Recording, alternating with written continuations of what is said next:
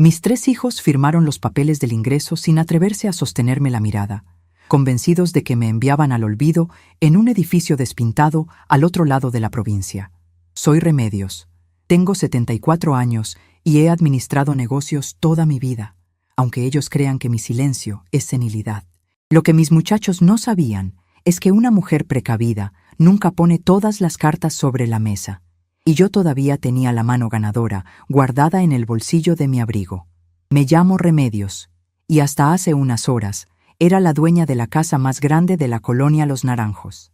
No soy la típica abuelita que teje chambritas y hornea galletas de avena esperando que los nietos vengan a visitarla.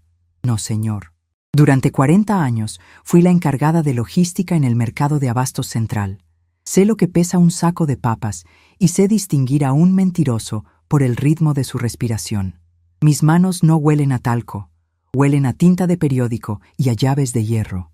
Esas llaves, un manojo pesado y oxidado que siempre llevo colgado al cinto, son mi amuleto. Aunque ya no abren ninguna puerta del mercado, me recuerdan quién soy. Una mujer que controla entradas y salidas.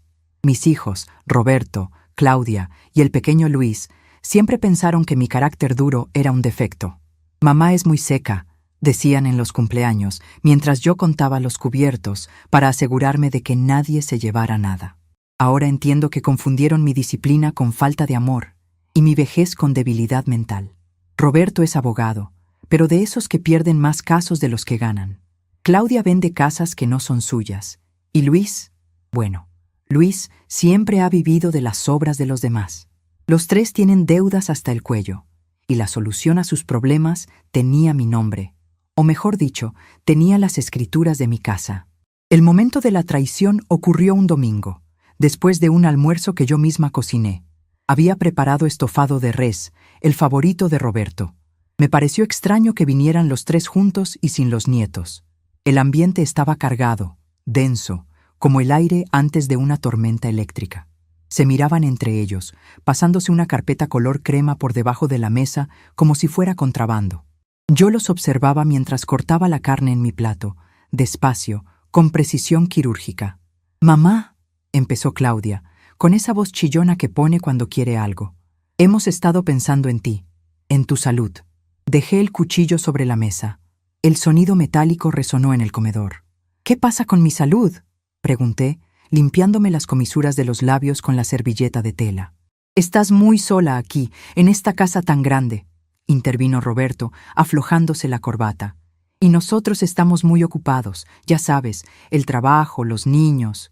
Nos preocupa que te caigas, o que te pase algo y nadie se entere».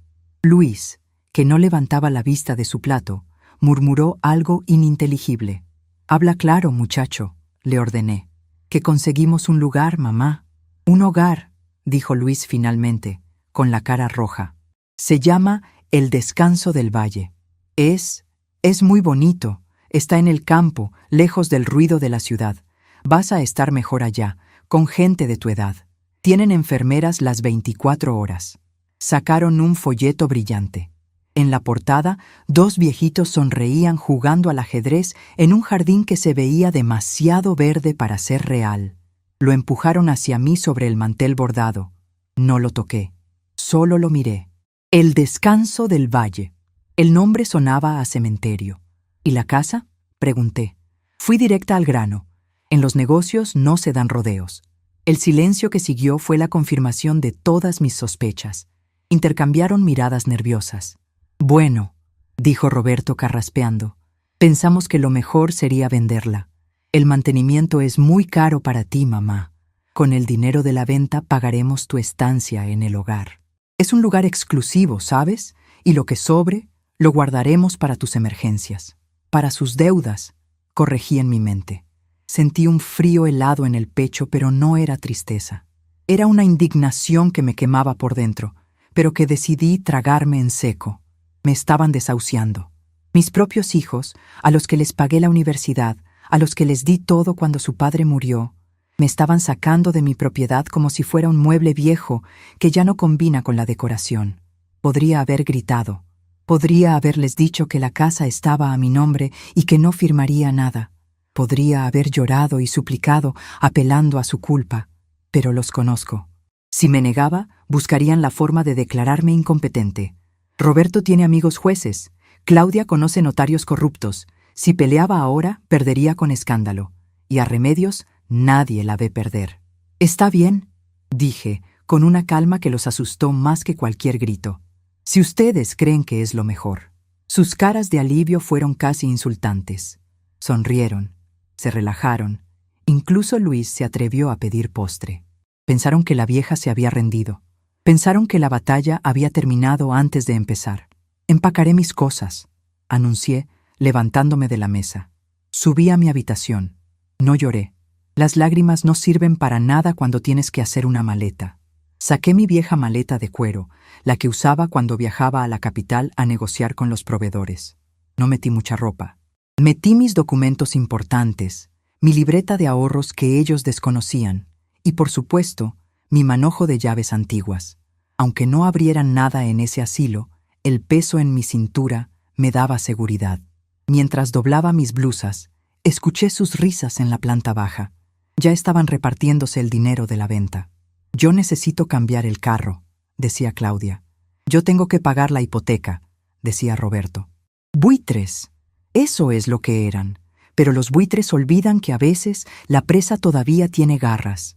El viaje duró 3 horas. Me sentaron en el asiento trasero del auto de Roberto.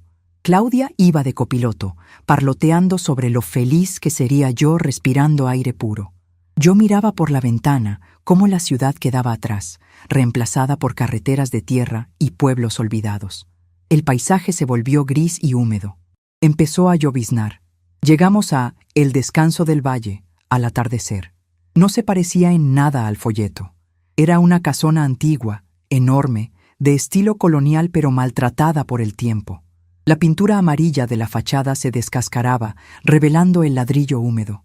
El jardín estaba crecido, lleno de maleza. La reja de entrada chilló al abrirse, como si se quejara de dolor. «Es rústico», dijo Claudia, tratando de mantener la sonrisa, aunque se notaba que el lugar le daba asco. «Es barato», corrigió mi mente. Bajamos del auto. Un hombre gordo, con una camisa manchada de café y cara de pocos amigos, salió a recibirnos. Se presentó como el señor Garmendia, el administrador. «Trajimos a la señora Remedios», dijo Roberto, entregándole la carpeta con mis papeles. «Aquí está el pago de los primeros 6 meses por adelantado». Garmendia tomó el sobre con el dinero sin contar los billetes, con la avidez de quien tiene hambre. Me miró de arriba abajo, evaluando cuánto trabajo le daría. «Bienvenida, abuela. Aquí la trataremos como reina», dijo con una sonrisa falsa que mostraba un diente de oro. «No soy su abuela», repliqué secamente. Mis hijos se despidieron rápido. No querían estar ahí ni un minuto más de lo necesario. El lugar olía a humedad, a sopa hervida y a encierro. «Te vendremos a visitar pronto, mamá», dijo Roberto, dándome un beso en la frente que se sintió como el beso de Judas. «Pórtate bien, mami», añadió Claudia. Se subieron al auto y arrancaron, levantando lodo con las llantas. Los vi alejarse hasta que las luces rojas de los frenos desaparecieron en la curva. Me quedé parada en la entrada, con mi maleta en una mano y mi bastón en la otra. El señor Garmendia cerró la reja con un candado pesado. El sonido metálico resonó en el valle. Clac. Estaba encerrada. «Vamos adentro, doña. Hace frío», dijo Garmendia, empujándome levemente hacia la puerta principal. Entré. El recibidor era oscuro, iluminado por una bombilla parpadeante. Había varios ancianos sentados en sillones raídos, mirando un televisor antiguo que solo mostraba estática. Nadie hablaba. Parecían muebles abandonados. Sentí una punzada de miedo, la primera en todo el día. ¿Sería este mi final? ¿Acabar mis días en este purgatorio de paredes húmedas? Garmendia me llevó a una oficina desordenada, llena de papeles amontonados y tazas sucias. Se sentó detrás de un escritorio que parecía a punto de colapsar. «Mire, doña Remedios, aquí las reglas son simples. Desayuno a las 7, almuerzo a las 12, cena a las 6, luces apagadas a las 8. No se permiten quejas, no se permiten gritos. Si se porta bien, tiene derecho a salir al jardín 1 hora al día. Si se porta mal, bueno, no querrá saber qué pasa». Asentí lentamente. Mi mirada recorrió la habitación. Había algo en la arquitectura de este lugar, en las vigas del techo, en la disposición de las ventanas, que me resultaba familiar. No el lugar en sí, sino la estructura. Era una construcción sólida, hecha para durar, aunque estuviera pésimamente mantenida. ¿Puedo ir a mi habitación?, pregunté. Claro, cuarto 12, al final del pasillo. Comparte con la señora Piedad, que es sorda, así que no tendrá mucha charla. Tomé mi maleta y caminé por el pasillo. El piso de madera crujía bajo mis pasos. Llegué a la habitación 12. Era pequeña, con 2 camas de hospital y una ventana con barrotes. La señora Piedad dormía en una de las camas, roncando suavemente. Dejé mi maleta sobre la cama vacía y me senté en el borde. El colchón era duro y olía a desinfectante barato. Abrí mi bolso de mano y saqué mi libreta negra de contabilidad. Mis hijos pensaban que era un diario de viejita donde escribía tonterías. Pobres ilusos. En esta libreta tenía anotado cada centavo que les había prestado en los últimos 10 años, cada mentira que me habían dicho, cada fecha importante. Pero también tenía algo más. Pasé las páginas hasta llegar a una entrada reciente. Hace 2 semanas, antes de todo este teatro del asilo, recibí una carta de un viejo notario de la capital, el licenciado Valenzuela. Era un amigo de mi difunto esposo. La carta decía que un primo lejano, al que yo había ayudado a escapar de la bancarrota en los años 80, había fallecido sin descendencia. En su testamento me dejaba una propiedad rural con fines benéficos que él había fundado, pero que, según el notario, estaba siendo mal administrada por terceros. La carta decía: propiedad, finca Los Álamos, actualmente operando bajo el nombre comercial El Descanso del Valle. Ubicación: kilómetro 40, carretera a la costa. Mis manos temblaron ligeramente al releer la dirección en mi libreta. Levanté la vista y miré los barrotes de la ventana. Mis hijos, en su afán por encontrar el lugar más barato y alejado posible, me habían traído, sin saberlo, a mi propia herencia. Ellos creían que me estaban encerrando en una prisión. No sabían que me estaban entregando las llaves del reino. El lugar era un desastre, sí. Garmendia era un patán, sí. Pero yo soy Remedios, la mujer que levantó un sistema de logística de la nada. Sé cómo arreglar cosas rotas. Sé cómo limpiar la basura. Me levanté y caminé hacia la ventana. La lluvia golpeaba el vidrio. Podía ver el jardín descuidado bajo la luz de la luna. Mis hijos se habían ido con la promesa de vender mi casa y quedarse con todo. Pero yo estaba aquí, en el corazón de un negocio que estaba a punto de cambiar de manos, aunque nadie más lo supiera todavía. Toqué el manojo de llaves en mi cintura. El metal frío me dio fuerza. No iba a decir nada todavía. Primero tenía que observar. Tenía que ver los libros de contabilidad de Garmendia. Tenía que ver cómo trataban al personal. Tenía que entender los engranajes de este lugar. Durante 40 años fui invisible para muchos, una simple administradora detrás de un escritorio. Ahora sería invisible de nuevo. Sería la viejita del cuarto 12, la que no da problemas, la que escucha y calla. Pero cuando llegue el momento, cuando tenga toda la información, cuando mis hijos vuelvan esperando encontrarme consumida y derrotada, se van a llevar la sorpresa de sus vidas. Me quité los zapatos y me recosté en la cama dura. Por primera vez en todo el día, sonreí. No era una sonrisa dulce. Era la sonrisa del lobo que acaba de entrar al corral y se da cuenta de que el granjero dejó la puerta abierta. Mañana empezaría mi inspección.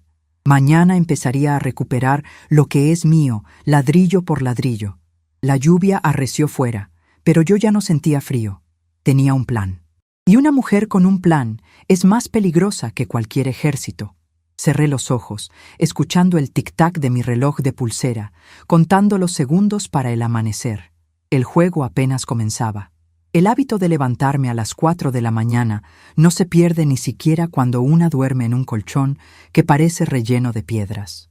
En el mercado de abastos, esa era la hora en que llegaban los camiones de carga pesada, y si uno no estaba despierto, le vendían fruta podrida a precio de oro.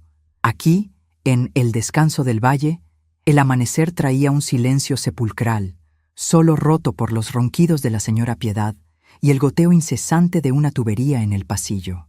Me calcé mis zapatos ortopédicos, Me alisé la falda y salí de la habitación 12 como un fantasma. No necesitaba luz. Mis pies memorizan el terreno rápido.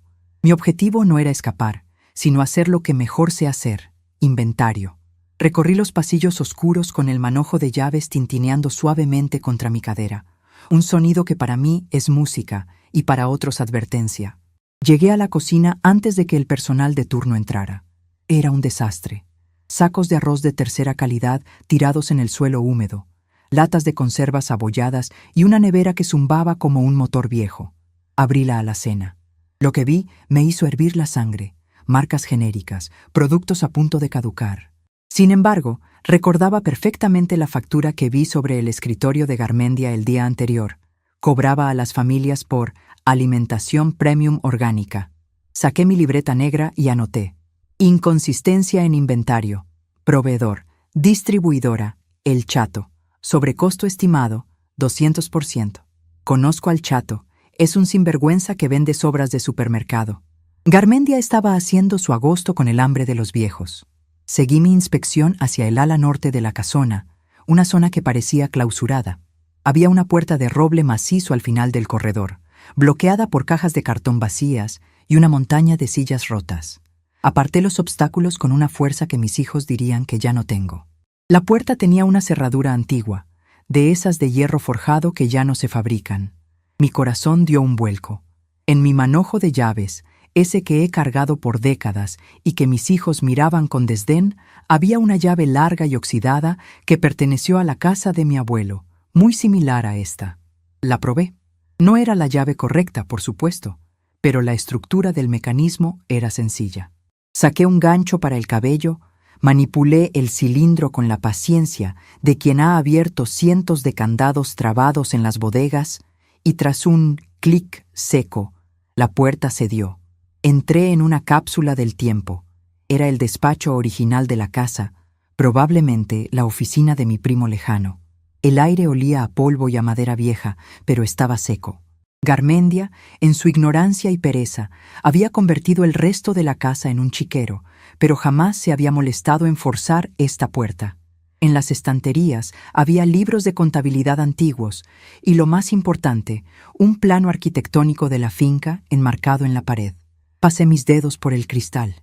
Allí estaba todo: las tuberías, el sistema eléctrico y un detalle que me hizo sonreír: la ubicación de la caja de fusibles maestra y las llaves de paso del agua, situadas en un sótano cuyo acceso estaba oculto bajo una alfombra en este mismo despacho. Quien controla el agua y la luz, controla la casa. Garmendia jugaba a ser el jefe, pero yo acababa de encontrar el panel de control. Me senté en el sillón de cuero del despacho, que crujió acogedoramente bajo mi peso. Durante años, mis hijos me trataron como si mi cerebro se hubiera secado junto con mi piel. «Mamá, no entiendes cómo funciona el mundo moderno», me decía Roberto cuando intentaba explicarle que gastaba más de lo que ganaba. «Mamá, descansa, tú ya trabajaste mucho», decía Claudia con esa condescendencia que da náuseas. Me redujeron a una anciana que solo servía para firmar cheques en cumpleaños y estorbar en Navidad. No vieron a la mujer que negoció contratos con sindicatos de camioneros, ni a la que mantuvo a flote un negocio en medio de 3 crisis económicas. Me subestimaron. Y no hay error más caro en los negocios que subestimar a quien te lleva la contabilidad. Aquí, en la penumbra de este despacho olvidado, sentí que recuperaba mi estatura. Ya no era la viejita encorvada que subieron al auto como un bulto. Era Remedios, la jefa de logística. Mis manos, llenas de manchas de la edad y venas saltadas, se posaron sobre el escritorio de caoba. Eran las mismas manos que podían detectar una estafa con solo tocar la tela de un costal. La tristeza del abandono que sentí ayer se estaba transformando en algo mucho más útil: combustible. Mis hijos querían que me pudriera aquí, lejos de sus vidas perfectas y endeudadas. Garmendia quería una inquilina dócil para exprimir su pensión. Bueno, iban a tener exactamente lo contrario. Iban a tener una auditora. Salí del despacho y cerré la puerta con cuidado, dejando todo tal cual estaba. Regresé a mi habitación justo cuando sonaba la campana de las 7. El desayuno fue un engrudo de avena aguada y café que sabía a trapo sucio. Me senté en una mesa larga junto a otros residentes. Sus miradas estaban vacías. resignadas. «Coma, abuelita, que se le enfría», me dijo una enfermera joven, masticando chicle con la boca abierta. Me puso la cuchara en la mano como si yo no supiera agarrarla. La miré a los ojos. Pude haberle dicho que se subiera a la cofia y que dejara de masticar como vaca, pero me contuve. «Gracias, hija», dije con una voz temblorosa fingida, bajando la cabeza. «Ay, qué tierna», le dijo a su compañera. «Esta no va a dar lata». Me llevé la cuchara a la boca, saboreando no la avena, sino la ironía. Piensan que soy frágil, piensan que estoy sola. Mientras tragaba aquella porquería, mi mente ya estaba trazando el organigrama de la operación. Garmendia llegaba a las 10. El camión de El Chato venía los martes y jueves. La enfermera del chicle se escapaba a fumar al jardín trasero cada hora. Cada debilidad, cada rutina, cada error, todo iba a parar a mi libreta negra. Esa tarde me senté en el porche, fingiendo dormitar al sol. En realidad, estaba vigilando la entrada. Garmendia salió de su oficina, se rascó la barriga y le gritó al jardinero que cortara unas ramas. El jardinero, un hombre mayor con cara de buena gente, obedeció cabizbajo. «Y más rápido, que no le pago por mirar las nubes», bramó el administrador. Apreté el manojo de llaves en mi bolsillo hasta que los nudillos se me pusieron blancos. «Disfruta tu pequeño reino mientras puedas, Garmendia, porque la dueña ha vuelto a casa y está a punto de hacer una limpieza general». Saqué discretamente mi libreta y anoté el siguiente paso de mi plan: identificar aliados. Objetivo: el jardinero. Nadie presta atención a quien barre las hojas, pero quien barre las hojas lo ve todo. Mis hijos creyeron que me enviaban al matadero, pero me enviaron a mi cuartel general. Es hora de empezar a trabajar. El martes amaneció con el rugido asmático del camión de reparto entrando al patio de servicio.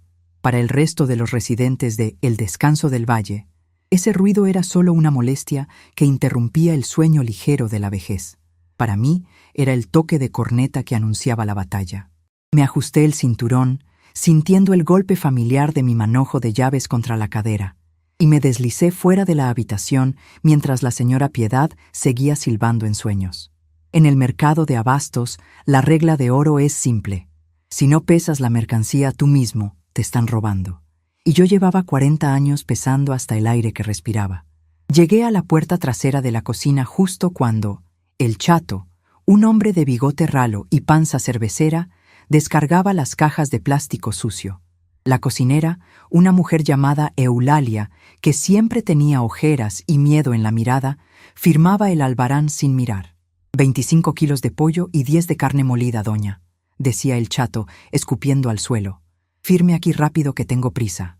Eulalia iba a poner el bolígrafo en el papel cuando mi mano, firme y pesada como una tapa de alcantarilla, cubrió la hoja. «Un momento», dije. Mi voz salió rasposa, pero clara. El Chato me miró como si fuera un mosquito molesto. «Hágase a un lado, abuela. Esto es asunto de trabajadores». Ignoré su comentario y señalé la báscula industrial que estaba en un rincón, cubierta de polvo y grasa vieja. «Péselo», ordené. «La báscula no sirve, madre», mintió él, con esa sonrisa condescendiente que le dan a los viejos y a los niños. Además, ya viene pesado de la distribuidora. Caminé hacia la báscula. Con 2 movimientos rápidos, limpié el dial con mi manga y ajusté la aguja que estaba trucada 5 kilos a favor del vendedor. Es el truco más viejo del libro. Se hace con un imán o desajustando el resorte. Yo lo detecté antes de tocarla. «Ahora sirve», dije, cruzándome de brazos. «Ponga la caja del pollo». El Chato se puso rojo, luego pálido. Eulalia me miraba con los ojos como platos. A regañadientes y murmurando maldiciones, el hombre subió la caja. La aguja marcó 18 kilos. Faltaban 7. 7 kilos de comida que Garmendia pagaba y que nunca llegaban a los platos de los ancianos. «Descuente lo que falta y deje 2 kilos extra de cortesía por el intento de estafa», le dije, mirándolo fijamente a los ojos. Sé sostener la mirada hasta que el otro parpadea. Aprendí eso negociando con camioneros que llevaban navajas en la bota. El Chato no dijo nada. Hizo los cambios en la factura, bajó la cabeza y se largó. Cuando el camión se fue, Eulalia se dejó caer en una silla, temblando. «El señor Garmendia me va a matar si se entera de que hubo problemas», susurró. «El señor Garmendia no se va a enterar», le dije tomando la factura corregida. Y tú, muchacha, a partir de hoy vas a tener carne suficiente para hacer un guiso de verdad, no esa sopa aguada que nos das. Yo te voy a enseñar cómo rendir el presupuesto. Eulalia asintió, secándose las manos en el delantal. No entendía qué acababa de pasar, pero sabía que la dinámica en esa cocina había cambiado. Yo no era una residente más, era la auditora fantasma. Durante las siguientes 2 semanas, mi estrategia fue la del agua que se filtra por la grieta, silenciosa, constante e imparable. Mis hijos no llamaron, por supuesto. Seguramente estarían ocupados gastándose el anticipo de la venta de mi casa. Mejor así. La soledad me daba libertad de movimiento. Empecé a arreglar cosas, pequeños detalles que para un ojo inexperto parecían manías de vieja ociosa, pero que en realidad eran movimientos calculados de eficiencia. Encontré a Anselmo, el jardinero, luchando con la bomba de agua del pozo. Era un hombre de manos callosas y espalda doblada, de esos que hablan poco y trabajan mucho. «Está quemada, señora Remedios», me dijo, secándose el sudor con un trapo sucio. «El patrón no quiere comprar la pieza y me hace traer agua con cubetas desde el río». Me acerqué a la máquina. No estaba quemada. Tenía una obstrucción en la válvula de admisión y los carbones del motor estaban sucios. Saqué de mi bolsillo una lima de uñas y un destornillador pequeño que le había tomado prestado a un electricista descuidado que vino días atrás. «No me mires, Anselmo. Vigila que no venga nadie», le susurré. Mientras él hacía de campana, desmonté la carcasa. Mis dedos recordaron los movimientos. Limpié los contactos, purgué la válvula y volví a armar todo en 10 minutos. «Prueba ahora». El motor tosió una vez y luego arrancó con un zumbido constante y potente. El agua comenzó a fluir hacia los tanques elevados. Anselmo me miró como si hubiera visto a la Virgen de Guadalupe bajando en paracaídas. «¿Cómo sabía?», empezó a preguntar. «En el mercado, si se rompe algo, lo arreglas o pierdes dinero», le corté. «Escúchame bien, Anselmo. Garmendia te debe 3 meses de sueldo, ¿verdad?». Él bajó la vista, avergonzado. «Sí, señora. Dice que las familias no pagan». «Miente», sentencié. «Las familias pagan el día primero, puntuales como reloj. Él se lo gasta en apuestas y en ese coche ridículo que tiene. Tú sigue mis instrucciones. Mantén este jardín decente y te prometo que vas a cobrar hasta el último centavo con intereses». «¿Trato?». Anselmo estrechó mi mano. Su agarre era firme. Tenía mi primer aliado leal, un ejército de 2, pero con la ventaja del terreno. La confusión de Garmendia era mi mayor entretenimiento. El hombre caminaba por los pasillos frunciendo el ceño. Las bombillas que llevaban meses fundidas de repente funcionaban. Yo había encontrado la caja de repuestos que él escondía para revenderlos. La comida tenía sabor y las porciones eran dignas. El jardín, antes una selva, empezaba a mostrar sus formas originales bajo la mano guiada de Anselmo. Lo veía desde mi silla en el pasillo, tejiendo una bufanda interminable que me servía de camuflaje. Garmendia revisaba sus bolsillos, miraba las facturas reducidas de la comida y no entendía nada. ¿Cómo gastaba menos y el lugar se veía mejor? Su mente corrupta y perezosa no podía procesar la eficiencia. Pensaba que quizás, por pura suerte, las cosas se estaban arreglando solas. Pero la verdadera prueba de fuego llegó un jueves por la tarde. Estaba en la sala común, fingiendo ver una telenovela con volumen alto, cuando escuché gritos en la oficina de la administración. Reconocí la voz chillona de la enfermera del turno de tarde, la del chicle y los bramidos de Garmendia. «No hay dinero para eso, que se aguante», gritaba él. «Pero señor, la señora Mercedes tiene la presión por las nubes. Necesitamos el medicamento especial, el genérico no le hace efecto», replicaba la chica, que para mi sorpresa parecía realmente preocupada. Dije que no. Si se muere es porque ya le tocaba. «Largo de aquí». La puerta se azotó. La enfermera salió llorando. Me levanté despacio, dejando mi tejido en el sillón. Era el momento. No podía permitir que mi negligencia estratégica costara una vida. Caminé hacia la oficina. Entré sin tocar. Garmendia estaba contando billetes de un sobre grueso, seguramente el pago de algún nuevo ingreso. Al verme, intentó esconder el dinero torpemente bajo un periódico deportivo. «¿Qué quiere? ¿No sabe tocar? ¡Fuera de aquí, vieja loca!». Cerré la puerta detrás de mí y pasé el seguro. El clic resonó en la habitación pequeña. Me acerqué a su escritorio, apoyando mis manos sobre la madera barata. Ya no estaba encorvada. Ya no me temblaba la voz. La señora Mercedes necesita losartán de 50 miligramos, marca original. Cuesta 400 pesos la caja en la farmacia del pueblo, dije, con el tono monocorde de quien lee un inventario. Usted le cobra a su hijo 2,000 pesos mensuales por concepto de gastos médicos extra. Garmendia se quedó paralizado. Su boca se abrió, mostrando ese diente de oro que tanto me repugnaba. ¿De qué estás hablando? ¿Cómo sabes eso? Sé muchas cosas, Garmendia. Sé que le compras la carne podrida a El Chato y la facturas como filete de primera. Sé que no has pagado la luz en 2 meses y que nos van a cortar el servicio el próximo lunes si no depositas. Y sé que tienes ese dinero bajo el periódico. Se puso de pie, rojo de ira, intentando intimidarme con su tamaño. Sal de aquí ahora mismo, o te juro que te encierro en el sótano.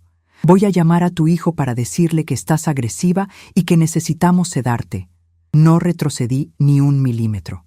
Al contrario, me incliné hacia adelante. Llámalo, le reté. Llama a Roberto. Es abogado. Dile que quieres sedar a una residente.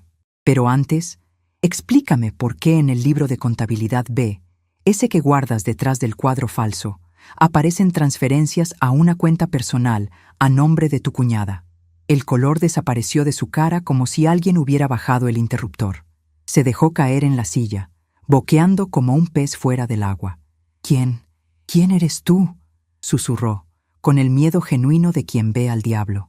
Soy Remedios. Y soy la que lleva las cuentas ahora. Respondí con frialdad. Vas a sacar 500 pesos de ese sobre. Vas a ir a la farmacia y vas a traer la medicina de Mercedes. Y vas a traer el ticket. Si no lo haces, o si intentas algo estúpido contra mí o contra Anselmo, digamos que tengo una copia de ese libro de contabilidad enviada a un lugar muy seguro. Era mentira, por supuesto. Todavía no había sacado la copia, pero en el póker y en los negocios, el farol es un arte. Y Garmendia era un pésimo jugador. Me miró, evaluando sus opciones.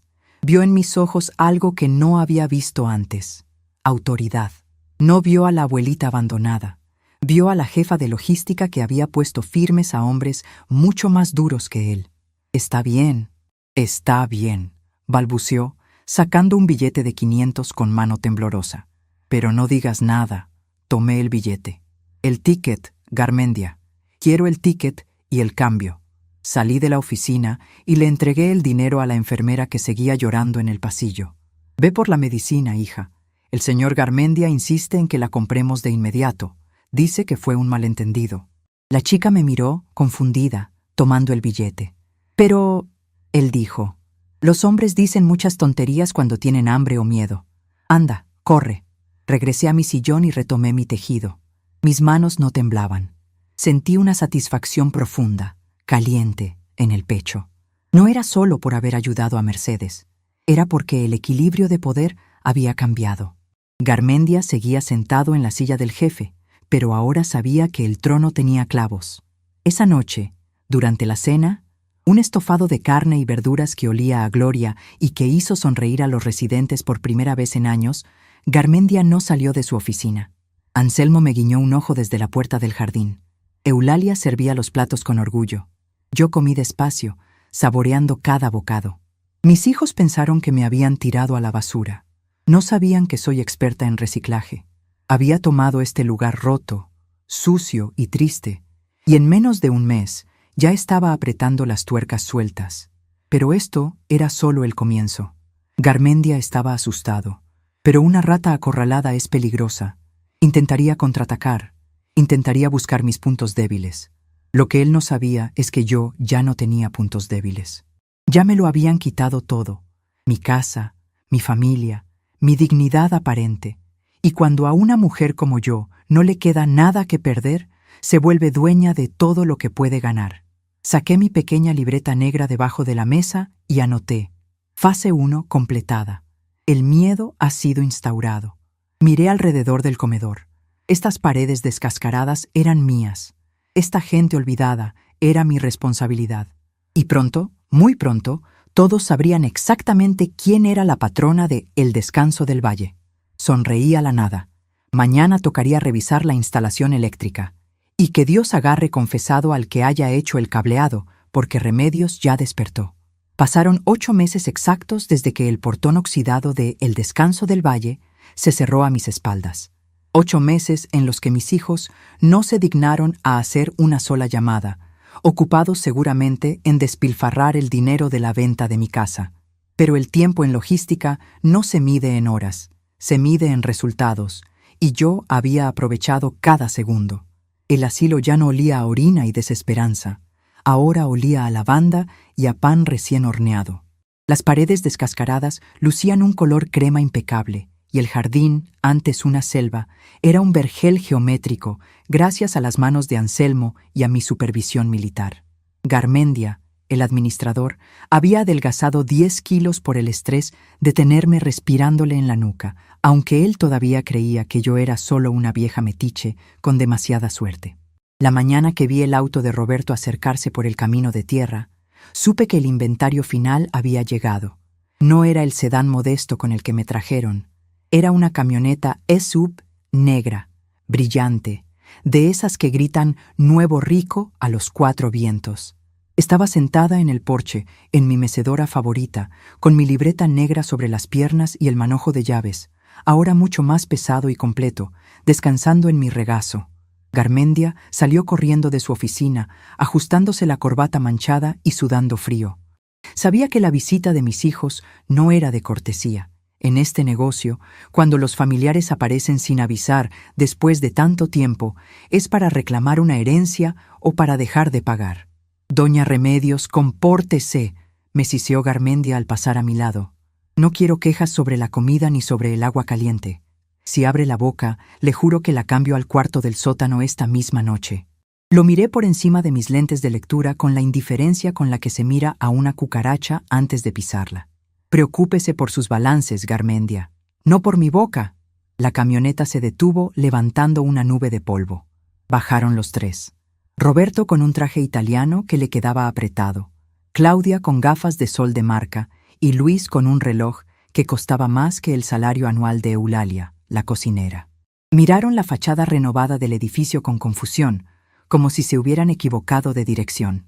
«¿Mamá?», preguntó Claudia, quitándose las gafas y mirándome como si viera a un fantasma. Esperaba encontrarme en los huesos, consumida por la tristeza. En cambio, me vio bronceada por el sol del jardín, con el cabello plateado impecablemente peinado y una blusa de lino planchada con almidón. «Hola, hijos», dije sin levantarme. Mi voz no tembló. Era seca, firme, como el golpe de un martillo sobre la mesa. «El lugar se ve diferente», comentó Roberto, mirando las macetas de geranios alineadas perfectamente. «Garmendia debe estar invirtiendo bien nuestras mensualidades». Garmendia se adelantó, sonriendo con ese diente de oro que brillaba falsamente al sol. «Licenciado Roberto, qué gusto». «Sí, sí, hacemos lo que podemos para mantener a nuestros abuelitos felices. Su madre ha estado... bueno, ha estado bien». «Venimos a hablar de eso», interrumpió Luis mirando su reloj. «Tenemos prisa, vamos a la oficina». Me levanté despacio. Anselmo, que podaba unos rosales cercanos, se detuvo y me miró.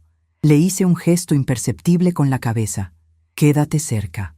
Caminé detrás de ellos hacia la oficina. Esa misma oficina donde Garmendia había intentado intimidarme meses atrás. Ahora, el espacio estaba limpio y ordenado, no por obra del administrador, sino porque yo misma había reorganizado los archivos una noche que él se fue temprano a apostar a los gallos. Nos sentamos. Garmendia tras el escritorio, mis hijos en las sillas de visita y yo en una silla de madera pegada a la pared, como una niña regañada. «Iré al grano», dijo Roberto, cruzando las piernas y sacando una carpeta de cuero. «La situación económica ha cambiado. Las inversiones no salieron como esperábamos y el mercado inmobiliario está difícil». Mentira. Lo olí en el aire. Olía a deuda de juego y a malas decisiones. «¿Qué quiere decir?», preguntó Garmendia nervioso. «Quiere decir que ya no podemos pagar la mensualidad de este lugar», intervino Claudia sin mirarme a los ojos. «Es muy caro. Hemos encontrado una residencia estatal en el sur, subsidiada. Es más básica, Pero mamá estará bien. Sentí una punzada en el estómago, pero no de dolor, sino de asco. Me habían quitado mi casa, mi dinero, y ahora querían moverme como mercancía defectuosa a un depósito más barato para ahorrarse unos pesos. Garmendia se puso pálido. Perder un cliente que pagaba tarifa completa era un golpe a su bolsillo corrupto. «Pero no pueden hacer eso», protestó el administrador. «Doña Remedios está adaptada aquí. Moverla a su edad sería fatal. Además, el contrato estipula...» «El contrato lo puedo romper cuando quiera, soy abogado», ladró Roberto. «Ya hicimos los trámites, nos la llevamos hoy mismo. Mamá, ve por tu maleta». El silencio que llenó la habitación fue denso. Mis 3 hijos esperaban que bajara la cabeza y obedeciera. Garmendia esperaba que yo suplicara. Todos esperaban a la víctima. Pero la víctima había muerto el día que me dejaron en la puerta. Quien estaba sentada en esa silla era la dueña del tablero. «No voy a ir a ninguna parte», dije. Roberto soltó una risa nerviosa. «Mamá, no empieces. No tenemos dinero para pagarte este lujo. Ya no tienes casa, ¿recuerdas? Dependes de nosotros». Dije que no me muevo, repetí, poniéndome de pie. Caminé hacia el centro de la habitación. Mis pasos resonaron en la madera. «Y ustedes no van a sacarme de aquí porque, para empezar, nunca leyeron la letra pequeña de nada en sus vidas». «¿De qué hablas?» «Estás senil», escupió Luis. En ese momento se escuchó el motor de otro auto afuera, un sedán negro, sobrio, elegante. Anselmo abrió la puerta de la oficina sin tocar. «Doña Remedios, llegó su visita, el licenciado Valenzuela». La cara de Roberto se transformó. Conocía el apellido. Valenzuela era el notario más respetado y temido de la capital, el hombre que manejaba los testamentos de la vieja aristocracia y de los empresarios serios. Un hombre mayor, de traje gris impecable y con un maletín de cuero gastado, entró en la oficina. No miró a mis hijos ni a Garmendia. Se dirigió directamente a mí y me estrechó la mano con reverencia. «Doña Remedios, un placer verla de nuevo. ¿Procedemos?» «Por favor, licenciado», respondí, señalando el escritorio de Garmendia. «Quítese de ahí, Garmendia. Esa silla le queda grande». «¿Pero qué es esto?», gritó Roberto, poniéndose de pie. «Yo soy el apoderado legal de mi madre. Nadie habla con ella sin mi presencia». Valenzuela colocó su maletín sobre el escritorio, empujando los papeles de Garmendia al suelo sin miramientos. Abrió los broches con un clac, clac, que sonó como 2 disparos. «Usted era el apoderado sobre los bienes personales de la señora Remedios, que ustedes ya liquidaron», dijo el notario con voz calmada pero potente. «Pero no tiene jurisdicción sobre el patrimonio que ella administra actualmente». «¿Qué patrimonio? Si no tiene ni dónde caerse muerta», se burló Claudia. Valenzuela sacó un documento sellado con lacre rojo y lo extendió sobre la mesa. Hace 8 meses, el señor Federico Alcántara, primo lejano de su madre, falleció dejando como única heredera universal de todos sus bienes, incluyendo la finca y la operación comercial denominada El Descanso del Valle, a la señora Remedios. El silencio fue absoluto. Se podía escuchar el zumbido de una mosca chocando contra el vidrio de la ventana.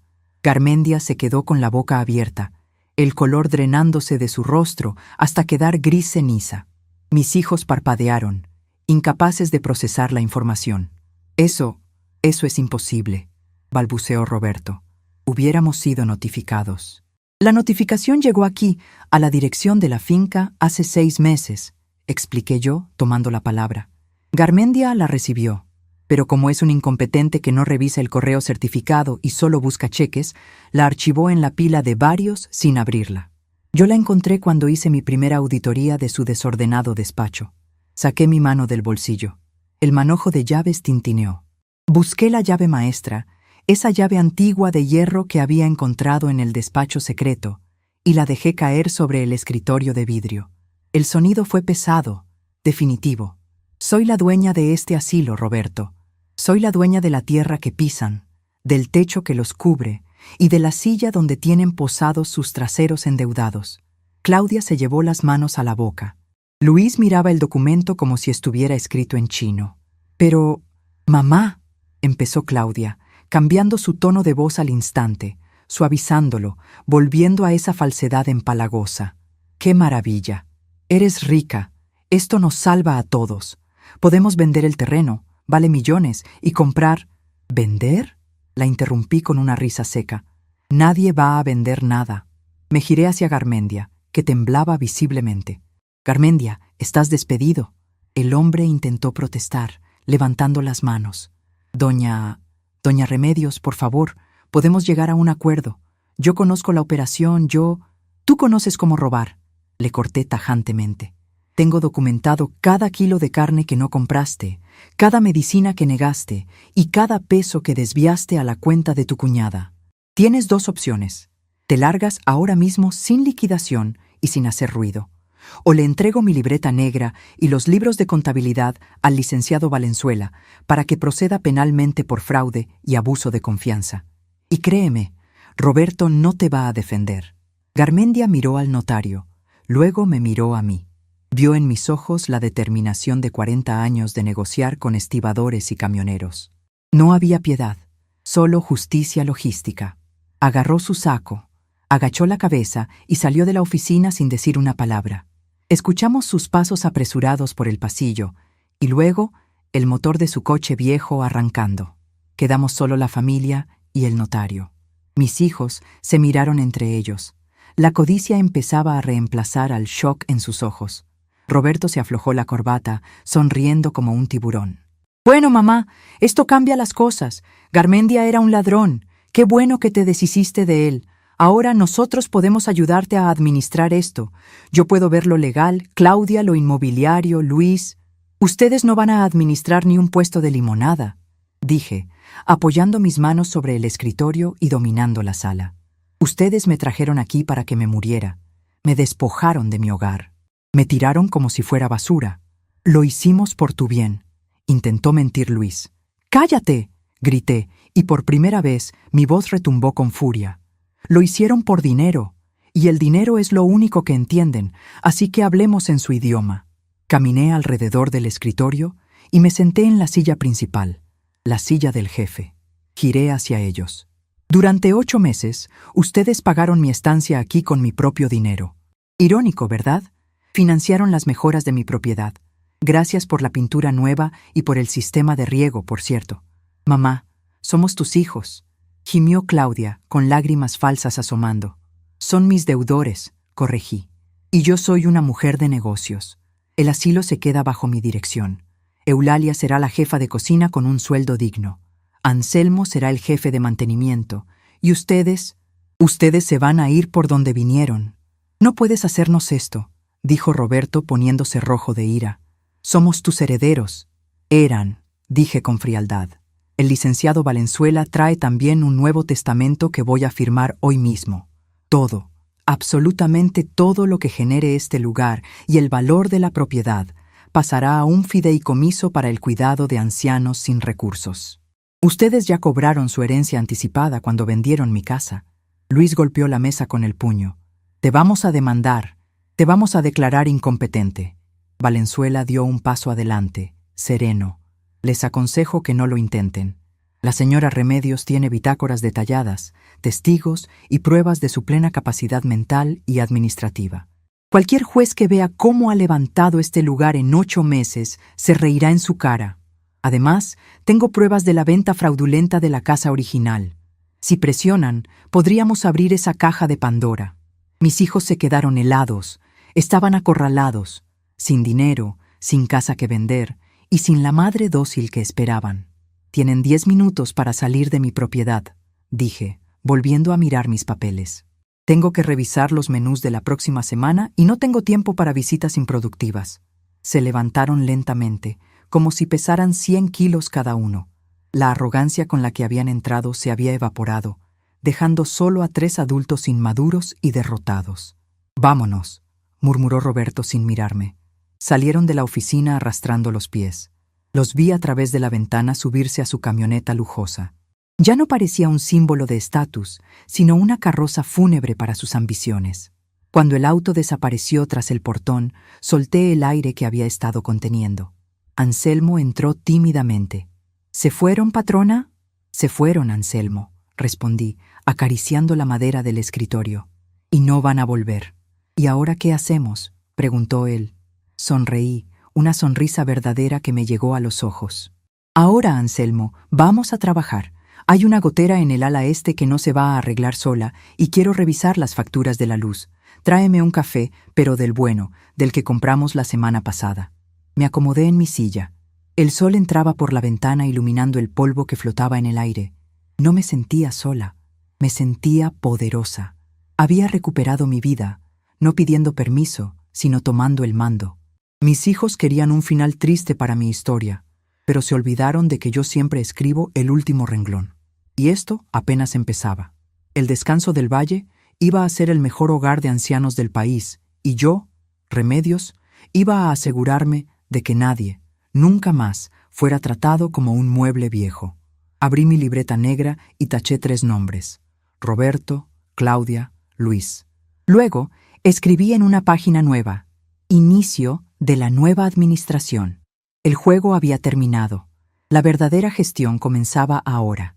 El sol de las 6 de la mañana ya no entra tímido por las ventanas del comedor. Entra desafiante, rebotando en las paredes que mandé pintar de color durazno intenso. Hace 6 meses, este lugar olía a desinfectante barato y a sopa de fideos recocida.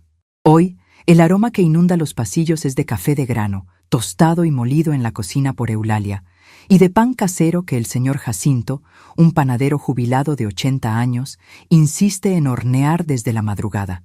Me ajusto las gafas y reviso la hoja de ruta del día en mi escritorio. Ya no es aquella mesita tambaleante en el rincón. Ahora ocupo la oficina principal, con la puerta siempre abierta de par en par. Mi manojo de llaves sigue en mi cintura, pero ya no pesa. Ahora es parte de mi silueta, como una extensión de mi mano. «Buenos días, jefa», saluda Anselmo, entrando con las botas llenas de barro fresco y una sonrisa que le arruga toda la cara. «Buenos días, Anselmo. ¿Cómo van los tomates?» «Rojos como la sangre, doña Remedios. La cosecha de esta semana va a ser histórica. Ya hablé con el camión del mercado. Pasan a la 1 por las cajas». «Perfecto. Asegúrate de que Piedad revise el conteo. Que no se nos vaya ni uno magullado. En este negocio, la calidad es la firma». Anselmo asiente y se va silbando. Verlo caminar erguido es uno de mis mayores triunfos. Cuando llegué, caminaba arrastrando los pies, avergonzado de existir. Ahora es el gerente de producción agrícola de la nueva estancia. Le cambié el nombre al lugar la semana pasada. El descanso del valle sonaba a final, a muerte. La nueva estancia suena a permanencia, a trabajo, a vida. Me levanto y recorro mis dominios. No camino como una viejita que pasea, camino inspeccionando. Mis pasos resuenan firmes sobre el piso de madera que mandé pulir y encerar. Los residentes ya no están sentados frente al televisor con la mirada perdida, esperando la hora de la pastilla o de la muerte. Aquí, el que puede moverse, trabaja, no por obligación, sino por salud mental. En la sala común, la señora Mercedes y un grupo de 3 mujeres están etiquetando frascos de mermelada. Mercedes, la misma que casi muere por falta de medicina, ahora dirige la línea de envasado con una precisión que daría envidia a cualquier fábrica. «Esa etiqueta está chueca, Carmencita», le dice a su compañera con cariño pero con firmeza. «Enderrézala. Si se ve mal, no se vende. Y si no se vende, no hay bono a fin de mes». Sonrío para mis adentros. Implanté un sistema de cooperativa. Las ganancias de la huerta y de las conservas se dividen. 50% para el mantenimiento del edificio y 50% se reparte entre los residentes que colaboran. Por primera vez en años, estos ancianos tienen dinero propio en el bolsillo. No dependen de la caridad de unos hijos que no los visitan.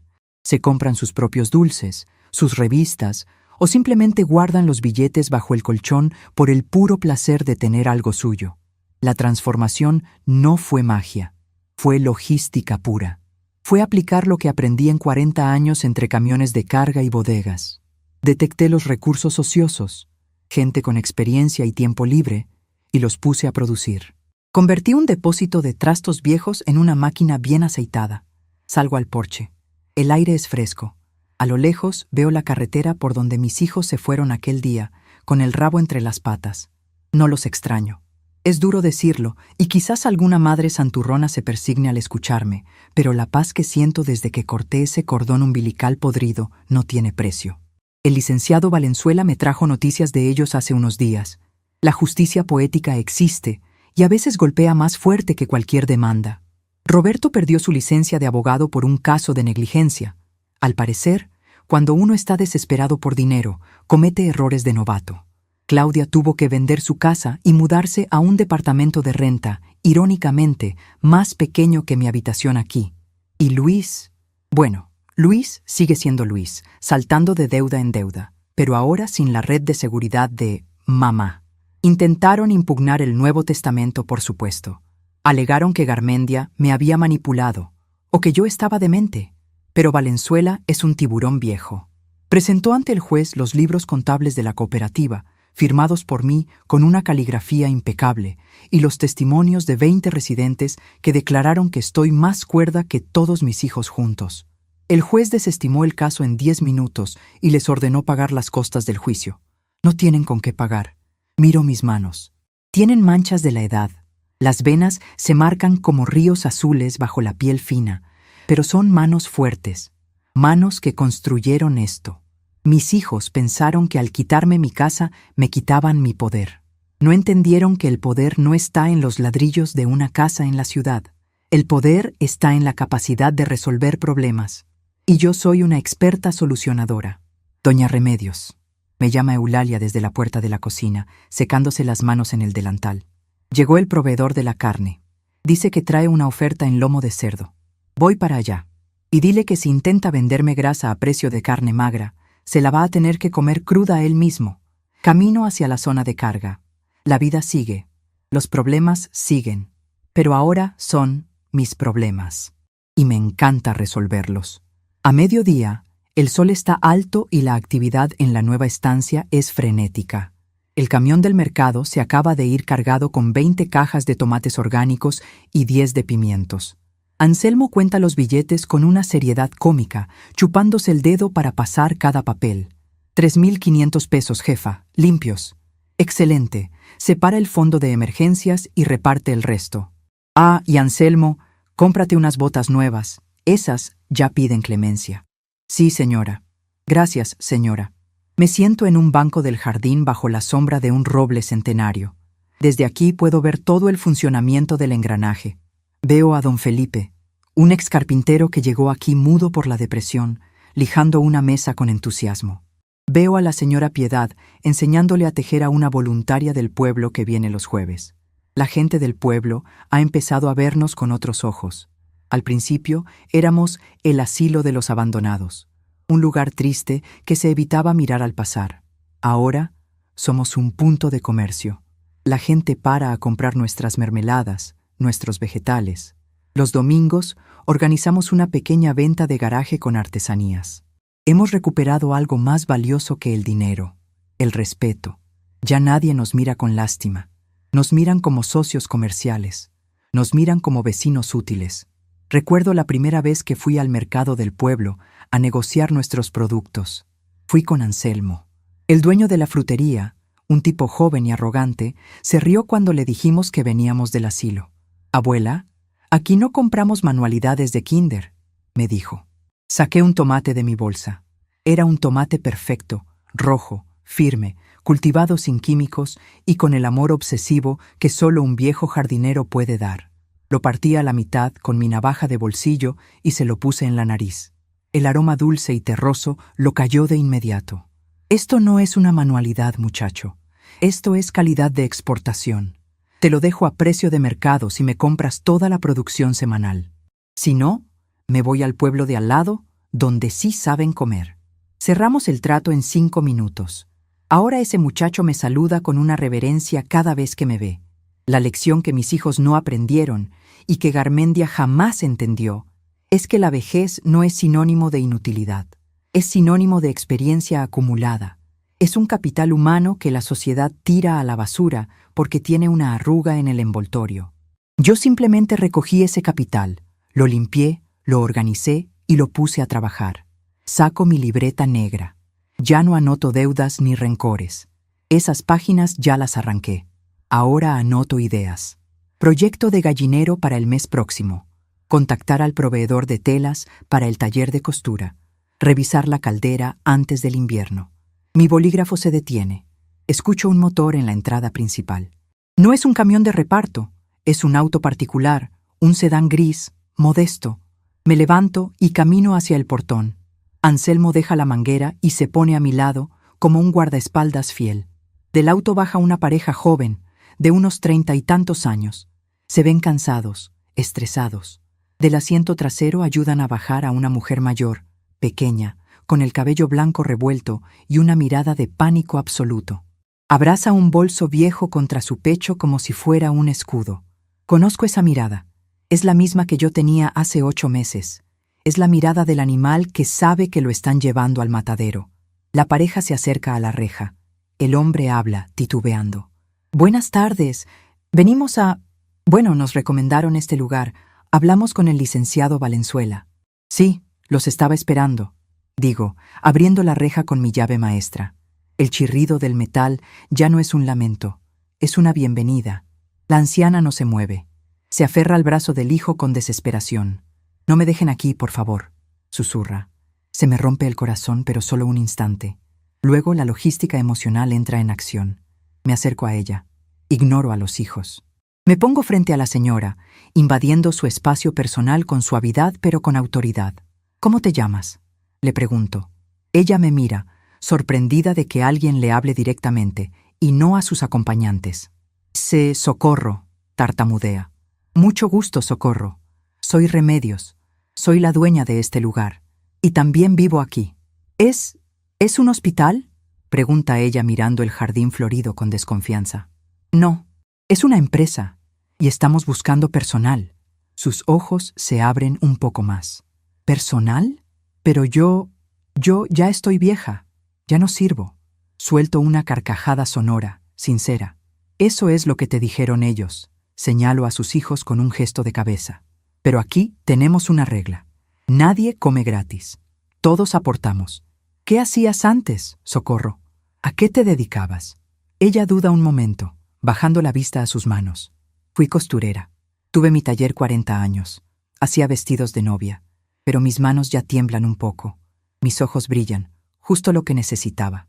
El temblor se quita con la práctica. Tengo 3 máquinas Singer industriales en el ala norte que nadie sabe calibrar. Necesito una jefa de taller que ponga en cintura a las novatas. ¿Te animas? Socorro suelta el brazo de su hijo. Se endereza un poco. La mención de las máquinas de coser ha encendido una chispa en su memoria muscular. ¿Singer industriales? ¿De las de pedal o de motor? De motor, pero están desajustadas. Seguro es la tensión del hilo, dice ella automáticamente. Siempre fallan de ahí. Exacto. Ven, vamos a verlas. Me giro hacia los hijos que miran la escena boquiabiertos. Esperaban drama, llanto, culpa. Se encontraron con una entrevista de trabajo. Pueden dejar la maleta en la entrada, les digo secamente. Anselmo la llevará al cuarto. El contrato lo firman en la oficina con mi asistente. El horario de visitas es los domingos de 10 a 2, si es que Socorro tiene tiempo de recibirlos, porque vamos a tener mucho trabajo. Tomo a Socorro del brazo. No la arrastro, la guío. Ella camina a mi lado, dejando atrás a su familia sin mirar atrás ni una sola vez. Su mente ya no está en el abandono, está en la tensión del hilo de una máquina de coser. Aquí se come bien, Socorro, le digo mientras caminamos por el sendero de piedras. Y el café es de verdad, nada de agua sucia. ¿Y pagan?, pregunta ella, con una timidez que empieza a convertirse en interés. Se paga según la producción. Y te advierto, soy exigente. Ella sonríe. Una sonrisa pequeña, tímida, pero real. Me gusta trabajar, doña Remedios. Nunca me gustó estar sentada. Entonces llegaste al lugar correcto. Bienvenida a la gerencia. Entramos al edificio principal. El bullicio de la vida nos envuelve. El olor a guiso de carne, el sonido de las risas en la sala de juegos, el repiqueteo de las herramientas de Felipe.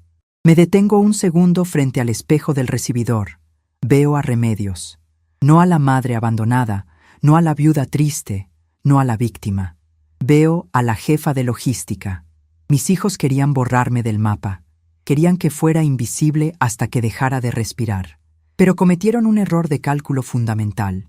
Me pusieron en un lugar lleno de gente que se sentía igual que yo, y me dieron, sin saberlo, las llaves para liberarlos a todos. Ahora sé cuál es mi verdadero legado. No es el dinero que dejaré en el fideicomiso, ni la propiedad que vale millones. Mi legado es este: demostrar que mientras haya aliento, hay utilidad, que la dignidad no se jubila. Sigo caminando hacia el taller de costura con Socorro. Tengo que explicarle el sistema de inventarios de los hilos. Hay mucho por hacer. El sol brilla afuera, mis tomates crecen, mi gente trabaja y yo estoy más viva que nunca. Cierro la puerta del taller detrás de nosotras. El sonido de la máquina de coser arranca con fuerza, opacando para siempre el silencio del olvido. Aquí no se viene a morir, aquí se viene a trabajar, y el negocio va viento en popa.